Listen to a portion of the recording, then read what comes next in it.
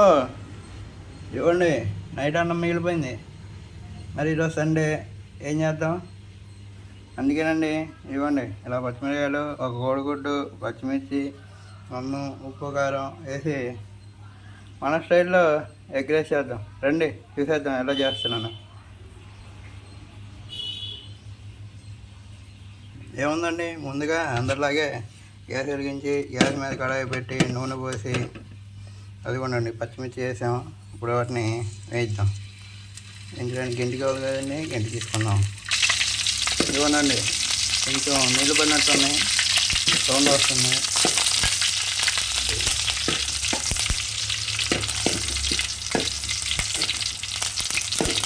వేగినట్టుగానే ఉన్నాయా? ఇదిగోనండి వేగాయి. మరి ఇప్పుడు గుడ్డు కొడదాం. ఇదిగోనండి మరి గుడ్డు వేసాం. మరి ఇంకేంటి, ఉప్పు, కారం, పసుపు వేయాలి కదా, వేద్దాం రండి. ఫస్ట్ అయితే మనం రాత్రి మిగిలిన అన్నాన్ని వేద్దాం.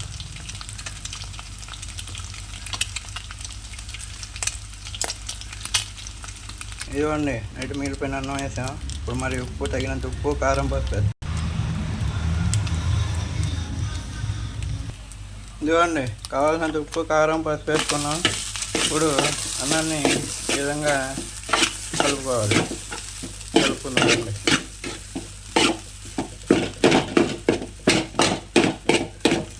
ఇప్పుడు అన్నం గుడ్డు మొత్తానికి పట్టే విధంగా కలుపుకుందాం.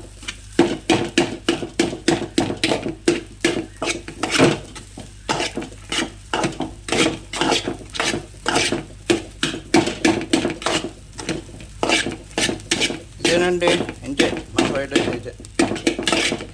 చూడండి, బయట వాళ్ళు అయితే చెత్త నూనె ఏ విధంగా ఉంటుందో మనకు తెలుసు. వాళ్ళు వాడే కడాయి ఏ విధంగా ఉంటుందో మనకు తెలుసు. వాళ్ళు నుంచి వచ్చే ఆ వేడికి వచ్చే చెమట ఏ విధంగా ఉంటుందో మనకు తెలుసు. వాళ్ళు వేసే రకరకాల రసాయన వల్ల వచ్చే టేస్ట్ ఎలా ఉంటుందో మనకు తెలుసు. అదండి బయట టేస్ట్ ఎలా ఉంటుందో. బయట టేస్టీగా ఉంటుంది, అదేవిధంగా హెల్త్ పడేది. అదే మన ఇంట్లో ఈ విధంగా చేసుకున్నామంటే హెల్త్, టేస్ట్కి టేస్ట్, మనం అన్నానికి పడేయాల్సిన అవసరం లేదు. అదండి మరి బయట పోయి 100 రూపాయలు పెట్టి తింటారు, ఇంట్లో ఈ విధంగా తక్కువ ఖర్చు చేసుకుంటారు, మీ ఇష్టం అండి. ఇదే అండి మనం ఈరోజు దీనికి కొంచెం ఎర్రగడ్డలు కోసుకొని మనం గార్నిష్ చేసుకొని తింటే చాలండి. ఇంతకు మించి మన టేస్టీ రైస్ అనేది రెడీ అయిపోతుంది మన ఫ్రైడ్ రైస్. ఇదే అండి మరి మరికొత్త వార్తలతో మీ ముందుకి మరోసారి వస్తాను. చూస్తూనే ఉండండి మన ఈ కిచెన్కి సంబంధించిన వెరైటీ వీడియోలు.